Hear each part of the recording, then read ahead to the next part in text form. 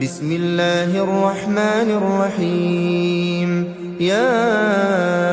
أيها المزمل قم الليل إلا قليلا نصفه أو انقص منه قليلا أو زد عليه ورتل القرآن ترتيلا إنا سنلقي عليك قولا ثقيلا إن ناشئة الليل هي أشد وطئا وأقوم قيلا إن لك في النهار سبحا طويلا واذكر اسم ربك وتبتل إليه تبتيلا رب المشرق والمغرب لا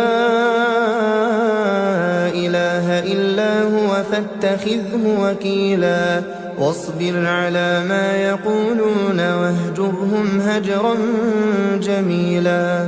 وذرني والمكذبين أولي النعمة ومهلهم قليلا إن لدينا أنكالا وجحيما وطعاما ذا غصة وعذابا أليما يوم ترجف الأرض والجبال وكانت الجبال كثيبا مهيلا إنا أرسلنا إليكم رسولا شاهدا عليكم كما أرسلنا إلى فرعون رسولا فعصى فرعون الرسول فأخذناه أخذا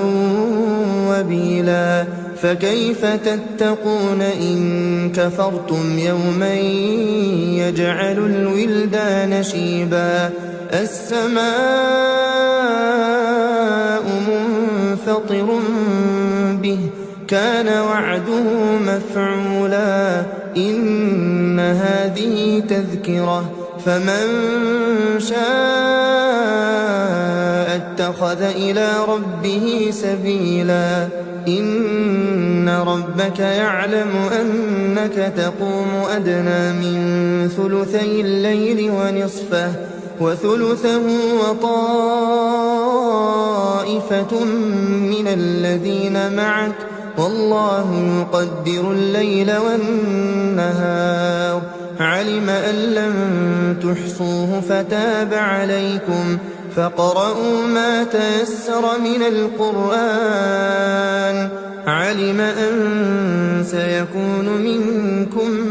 مرضى وآخرون يضربون في الأرض يبتغون من فضل الله وآخرون يقاتلون في سبيل الله فاقرؤوا ما تيسر منه وأقيموا الصلاة وآتوا الزكاة وأقرضوا الله قرضا حسنا وما تقدموا لأنفسكم من خير تجدوه عند الله هو خيرا